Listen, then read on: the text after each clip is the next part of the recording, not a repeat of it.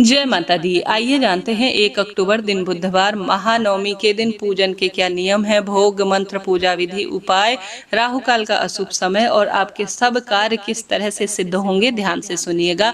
जैसे कि 1 अक्टूबर दिन बुधवार महानवमी का पूजन है। इस दिन माँ सिद्धदात्री के पूजन का विधान है। नवमी तिथि शुरू होगी 30 सितंबर प्रातःकाल 6:06 नवमी तिथि समाप्त होगी 1 अक्टूबर शाम को 7:01 के आसपास। आप सब जानते होंगे यह दिन माँ सिद्धदात्री के पूजन का जाना जाता है। इस दिन सुबह ब्रह्म मुहूर्त प्रातःकाल 4:46 से 5:34 के आसपास रहने वाला है।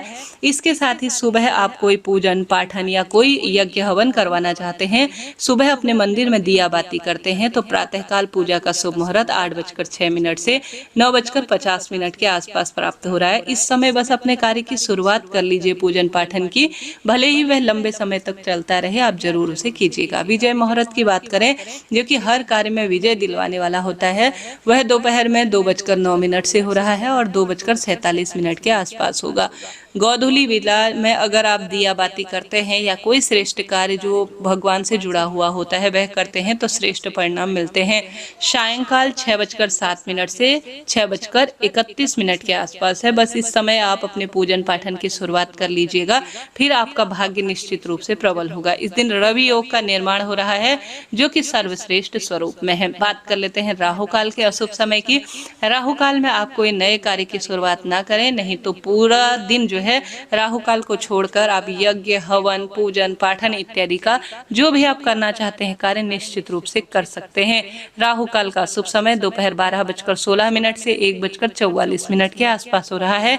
राहु काल को छोड़कर आप कोई भी नए कार्य की शुरुआत पूरे दिन भर में, कहने का अर्थ है जो भी आप करना चाहते हैं कर सकते हैं। अब बुधवार का दिन है, अभिजीत मुहूर्त नहीं है। ऐसे में आपको जो मैंने शुरू में विजय मुहूर्त और अन्य मुहूर्त बताए उन पर आप पूजन पाठन कर सकते हैं। साथ के साथ शुभ चौघड़िया स्क्रीन पर लिखा गया है।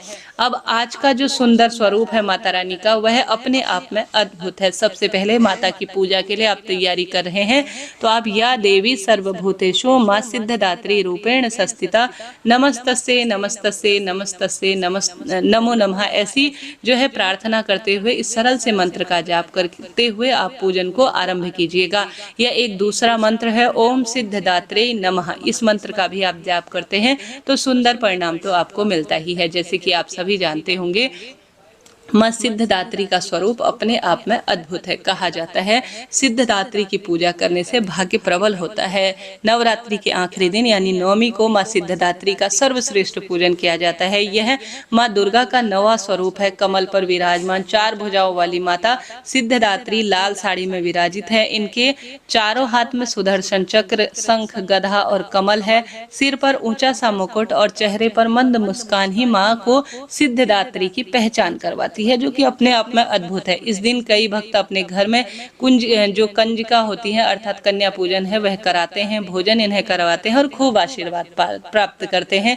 माँ सिद्धदात्री के बारे में शास्त्रों में लिखा गया है कि सिद्धदात्री की कृपा से ही अष्ट सिद्धियों को प्राप्त किया जा सकता है। इन सिद्धियों में अणिमा, महिमा, गरिमा, लघिमा, प्राप्ति, प्राकम्य, ईशित्व और वाशित्व शामिल है। इनकी माता की वजह से भगवान शिव को अर्धनारीश्वर स्वरूप नाम मिला है, जो कि सिद्धदात्री के कारण ही शिव जी का आधा शरीर देवी का बन गया। हिमाचल की नंदा पर्वत इनका प्रसिद्ध तीर्थ स्थल है। मान्यता है कि जिस प्रकार इस देवी की कृपा से भगवान शिव को 8 सिद्धियों की प्राप्ति हुई, ठीक उसी तरह से इनकी उपासना करने से अष्ट सिद्धि और नवनिधि बुद्धि और विवेक की स्वतः ही प्राप्ति हो जाती है। जैसा कि आप सब जानते होंगे माँ को प्रसन्न करने के लिए 9 मुखी दीपक या 9 दीपदान इस दिन विशेष कामना सिद्धि के लिए जाने जाते हैं। अगर आप विशेष तौर पर पूजन इत्यादि कर रहे हैं तो बहुत ही शुभ है। अब आपको कैसे 9 मुखी दीपक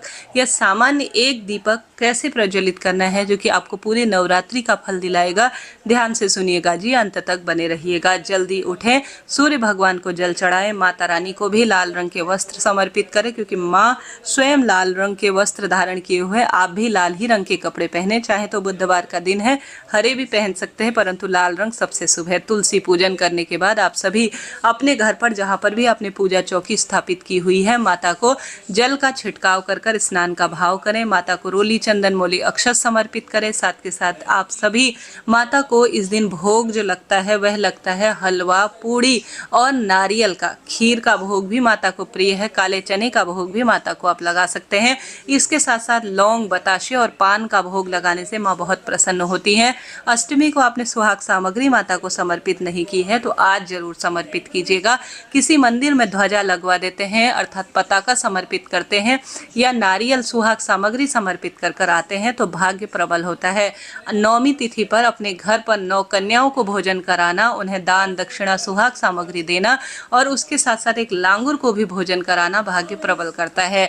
नवरात्रि के अंतिम 9 दिनों में अगर आप संभव हो कुछ भी नहीं कर पाए हैं अपने घर पर तो देवी मैया के स्वरूप या तो 9 दीपक आप आटे के या मिट्टी के बना लीजिए या एक दीपक में 9 बत्तियां रख लीजिए लंबी और उनमें आप घी का या तिल के तेल का प्रयोग कर लीजिए। माता रानी के 9 स्वरूपों का ध्यान करते हुए कि हे नवरात्रि की 9 देवियां, मैं आपको प्रसन्न करने के लिए 9 मुखी दीपक आपके निमित्त अपने घर के मंदिर में लगा रही हूँ या देवी के मंदिर में लगा रही हूँ, मेरी इस पूजा पाठ को स्वीकार करें, ऐसी प्रार्थना करते हुए आप यह सुंदर लौंग का जोड़ा डालकर 9 मुखी दीपक आज नवरात्रि के अंतिम दिन नौमी तिथि पर अपने घर के मंदिर में देवी के समक्ष प्रस्तुत करते हैं तो हारी बीमारी दूर होती है और 9 दिन के दीपदान का 9 दिन तक माँ की पूजा का सर्वश्रेष्ठ फल आपको स्वतः ही प्राप्त हो जाता है। तो यह आपको सरलतम तरीके से कार्य करना है। इस दिन आप हवन कराते हैं काले तिल से अपने घर पर या स्वतः ही करते हैं तो यह भी सुख सौभाग्य का कारक माना जाता है। इस दिन काले तिल का दान करना भी